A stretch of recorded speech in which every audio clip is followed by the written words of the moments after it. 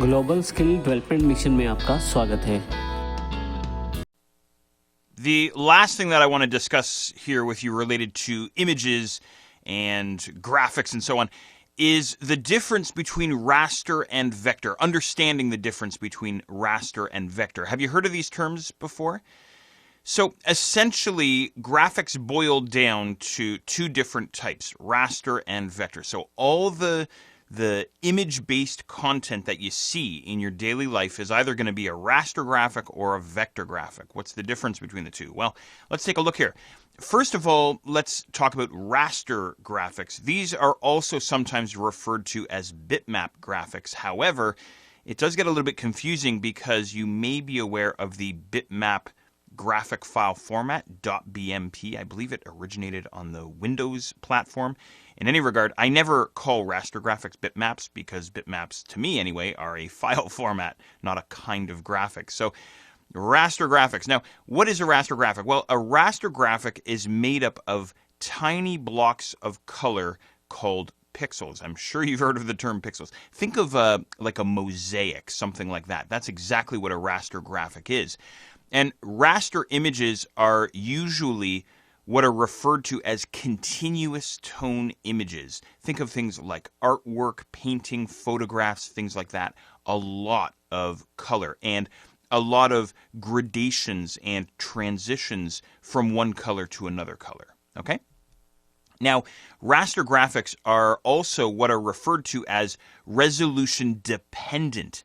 And what resolution dependent means is that they're locked into the world of quality. In other words, I can't take a low quality raster graphic and turn it into a high quality raster graphic. I can't take something that's junky and make it better. That just doesn't work that way.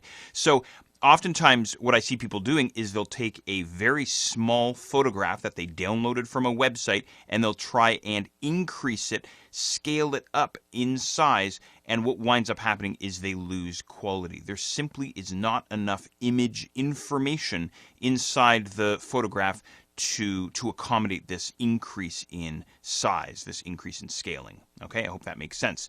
Now, Photoshop is primarily our raster graphics editor. We will perhaps talk about this in a little bit more detail in just a little bit. Okay, so that's the raster side of the equation, if you will.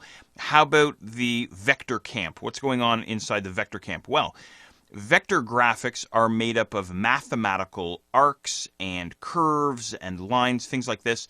But you can breathe a sigh of relief because your vector image software or your vector editing software is going to handle all the math for you. So you don't have to whip out a calculator to draw a rectangle or anything like that. The software is going to handle it for you. Okay, but just know that it's all based on mathematical shapes and objects and lines. Okay? Now, oftentimes vector graphics or vector images are solid colored objects. Think of things like logos or buttons or icons or text. Very simple objects. Think of the icons on a website or perhaps a company logo. Think of the Coca-Cola logo. It has very sharp, crisp, clean lines. We're not talking about smooth gradations between colors. We have solid blocks of color. Okay?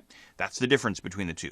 Now, vector graphics are resolution independent. They're the opposite of raster graphics. So in other words, taking a logo and making it larger or smaller has no impact at all on the quality of the graphic. This is one of the great things about vector graphics. We never have to worry about quality. They are always top quality. They're always the best that they can be. Okay?